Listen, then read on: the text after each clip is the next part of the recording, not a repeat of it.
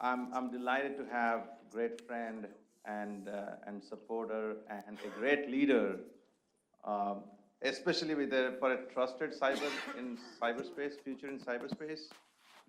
Trust. Chief Trust Officer. Okay, so the coolest title that you can have in the, built for the future. You're all going to have it one day. Yes, that's what we're working on. We're working with Edna on building the chief value chain, the entire global value chain, and Tom brings the trust factor.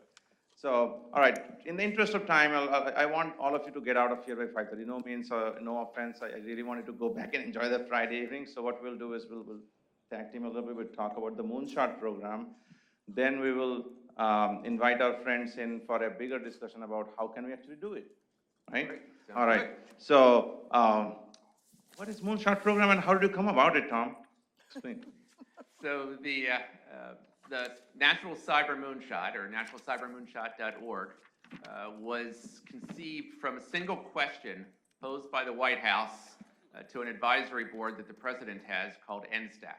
So NSTAC was created by President Reagan back in the 80s to be a group of outside private sector people whose job it is to think great thoughts, convene whatever is necessary in order to learn, and then advise the sitting president directly on issues of security, so not going through any other channels. So little over 2 years ago, the NSTAC was asked a single question. Can we make the internet safe and secure for the provisioning of our critical infrastructure within 10 years? And when the laughter subsided, just like that, we rolled up our sleeves and we got to work.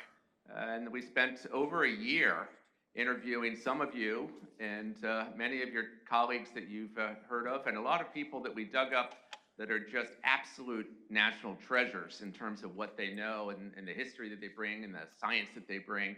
And we've interviewed all of them, brought them to Washington. We had them pour their guts out over the course of a day. Take everything you've learned in your life and share it with us over the course of a day. And it's just been the best learning experience ever for me and the Moonshot team.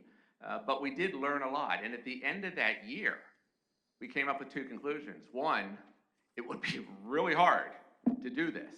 But two, it would not be impossible. It actually is possible to reharness some of this new coming technology, to change behaviors, to re-educate people, to change the laws as necessary, to work across the board, but really make the internet safe and secure for our transportation that we just heard about, for banking, for the internet, and everything else that we use it for. All those critical sectors that are going to be reliant on the internet, we think the nation could be safe and secure within 10 years. 10 years. 2028. You got a deadline here. So why a moonshot? I mean, why can't this be just another part of the government program and something that, all of guys... Government program. Do you really want the government running your security? I don't think so. and we heard that loud and clear. Actually, the biggest objection we had to why the moonshot question was the cyber hygiene crowd. If we just did hygiene, if we just all had better passwords, and we just all had patches, and we just, we all know the list. And certainly we are not anti-hygiene. We think it's great, and we wish everybody would do everything that's necessary and available to them today. I mean, we could eradicate the spread of ransomware easily if people just did those basic things. But there are a couple reasons why that's not enough when you look 10 years out, which is our event horizon. And I do think it's good that our nation is, in addition to fighting the good fight every day, which is what the CISOs in the audience certainly all do. But there is a sector of this nation that's looking beyond that, and what happens next. And so there's two big real factors that are about to change. Within 10 years, our relationship with the internet is going to fundamentally change. Because the one thing you can all do here, which is what Val asked you to do when you sat down this morning, is turn off your phone, right? You probably just turned off your ringer, but you could have just shut off. You could have unconnected from the internet. Something bad's happening, hit that big red switch, as we used to say at IBM. Just turn it off. You can do that today. You can uncouple from the internet if the internet's causing problems, or you don't want to deal with it, or you don't like the fake news, or whatever. You can turn it off. You can walk away. Within 10 years, you will not have that option. You will be part of the internet. You will have relationships with thousands of internet-connected sensors around you at all times. And you won't have any buy-in from them. You won't have signed anything from them. You can't stop them.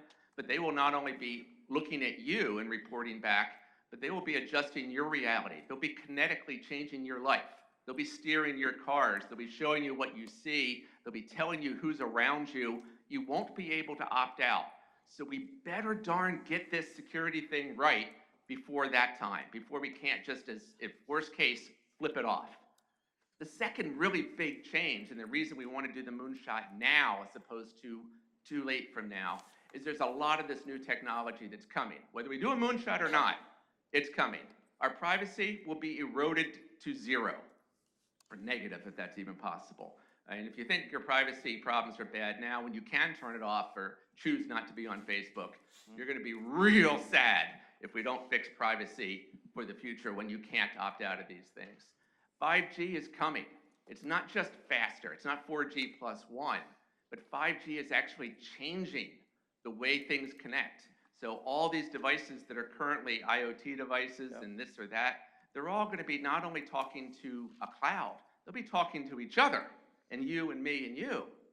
And so those networks, we don't control those. So we need to make sure that when things like 5G are rolled out and implemented on our behalf, in transportation systems first, more than likely. But when that happens, we do it with an eye towards this goal of safe and secure. And so with this new technology that's coming, 5G is one of them. We looked at quantum general purpose computing.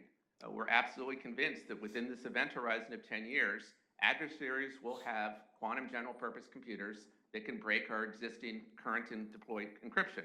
Yep. So we better have a program around quantum resistant encryption that's not just thought up and scientifically proven, but rolled out across the entire nation. That takes time, that takes planning, that takes coordination. So quantum is a big issue. Artificial intelligence. We had some really scary briefings, both classified and unclassified, from the AI experts in the country, both government and private sector. What is being done now with things like deep fakes and things that you see online, it's just light years ahead is coming right around the corner. So when you look at AI, we did one program where went up and you're identified by a commercially available camera system and it said, yep, this is Tom Patterson. And you put on these 3D printed glasses that look just like regular glasses. Lo and behold, the same camera system it recognized me as someone completely different, just by putting on glasses. And they didn't mess with any of the code. They bought the systems from a commercial vendor, but what they messed with was the training data. Yep. And so most of the training data for AI, massive AI programs, comes from adversarial nations right now because they made it free and available. So we are at risk with AI. We are at risk with not having quantum resistant encryption deployed. We are at risk with using our current identity systems, which can be easily tricked by deep fakes. And so we need something better in all this area. And so that's the why we're doing the moonshot and why we're doing it now. Okay, Harold, seems like I have a question. All right, so let's just assume that you achieve your moonshot for the United States Good assumption. for the United States of America. You just mentioned adversarial nations. So if we're at 100% effectiveness here, how effective are we really when you factor in all of the other nations of the world? Yeah, so great question, and I do appreciate it. We certainly spent months on this question with our international partners. Yep. What we decided to do was that the United States, whether this commission or any other part of the U.S., is not in any position to tell the rest of the world how they should do their security, how they should use their internet. That's not our job. We're not the global cops. Nobody wants us to be that. We don't want to be that. So the language we have in the Moonshot report, and I do encourage everybody to spend some time and read it. It's unclassified. It's available on the DHS site, the White House site, and there's an easy, I'll give you a URL at the end of this for you guys to download it. But read that. You'll see the language we chose was we want to do it to make America safe and secure, and we want to lead by example for the rest of the world. So anybody that wants to play along, we want to help. We want them to work together with us, but it has to be their decision to come along. A lot of these things, like how we do transportation, how we do healthcare, and how we move these things around on the internet, these critical infrastructure systems, are all globally interconnected. We know that. And we hope that the rest of the world, and we're already having great starts with having a lot of input from the Five Eyes first and the NATO countries, some broader sets of civilized world countries. So we're absolutely working together. But the goal is to get this right here in America and help anybody else that wants to. Yeah. Well, right. But help anyone else if they want it, not enforce it on anybody. Right. That's not our I think we've already set examples with giving the world the NIST framework, giving the world the NICE framework, and then I think, the example is set, this will probably end up being another framework that have given the world to, So use and embrace. and it's more than a framework, though. We were importantly considering that the world does not need yet another framework. One thing you've probably all been frameworked to death. So this is designed to actually be an active program, what we call a whole of nation effort. You see the picture, that actually came out of the actual Moonshot report. The words we used were whole of nation effort. So yes, we need the government involved. We absolutely do. And we already have the White House, the National Security Council, and DHS's CISA group, which is a fantastic new agency. If you're not familiar with the Cyber and Infrastructure Security Agency, great agency, just there for the defense. Really wonderful group of folks. We need them on this, but not by themselves. We also need industry to come together. And there's actually a lot of relevant examples from history. In the 1980s here in Texas, there was something called MCC and another one called Sematech, where it got industry together to rally around a national program, where it's to the benefit of the companies that joined, but it was also to the benefit of the nation. So we're really looking at the whole of nation coming together, government, industry, and academia, all working together to the single common goal. Oh, absolutely. So so how can we get involved? How can we get started? Well, you see the 6 pillars we have up on the screen: behavior, ecosystem, education, policy, privacy, and technology. We determined that just getting 1 or 2 or 3 or 4 of these fixed will still fail as a nation.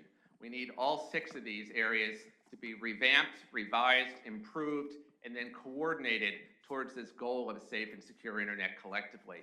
So we've started to launch these workshops around the country. These are open workshops for people like yourself, experts in cyber, experts in a particular area like transportation or any of the critical infrastructure sectors.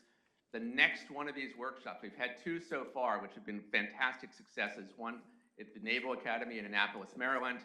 Second one at the Air Force Academy in Colorado Springs, both as sort of academic hosts that care about the security and defense of the nation. The third one is going to be at Auburn University in Alabama on November 20th and 21st. And it's going to be the first one that focuses strictly on the ecosystem. So you heard Edna talk about the value chain. What we are talking about in here is needing a trusted value chain. We need to make sure that when somebody is going to go build a transit system in Detroit or in Dallas, that they actually have the right laws that say you don't have to take the cheapest product from overseas that might be a risk. You can actually favor the one that meets the goals of the safe and secure moonshot efforts. You need to make sure that there are companies to buy it, and you can't choose anymore just based on the brand name, which someone could have bought or could have been changed, or the country of origin. Those things by themselves don't really tell you anything anymore. So there's luckily lots of really good work, and Edna alluded to some of the programs that are underway, but we need to work on getting those companies together to create and figure out how they want to work together to actually help bring this trusted value chain to support that. So anybody that wants to do it, if you could put up the URL, whoever's doing that, that would be really fantastic. But I put up an email address up there. We'd love to have any of you come down to Auburn and roll up your sleeves. This is a true workshop. This is a couple hundred people, but it's a true workshop. So this is not where you sit in the chair and smart people talk to you. This is where we break you into teams. We bring in top facilitators, world famous facilitators that are experts in the particular fields like quantum or transportation or the different groups. And we actually roll up your sleeves and put you to work. And we start to come together. I think what I'm hearing is they put it on the app, and it will be on our website. Okay. There'll be direct links, so you can just go to nationalcybermoonshot.org. Just go to that website. The email I know is on there. But we'd love to have any of you on there to really roll up your sleeves and help us. This is whole of nation, not just cyber people. So you're going to meet some really cool folks. The briefings we got were really national treasure type people. And, you know, the privacy teams have really been instrumental. We absolutely have learned from the mistakes of our forefathers here. And so we are, you know, privacy is a pillar being built from the beginning. The privacy people want to be part of this. And I know Perry had to leave, but people like Perry wanted to be part of this at the ground set, because they know that if we don't address privacy in a dramatically improved way, with all this coming technology, we're in a much worse place. So they want to be part of the solution, and that's what makes me so happy. Okay, great. Thank you.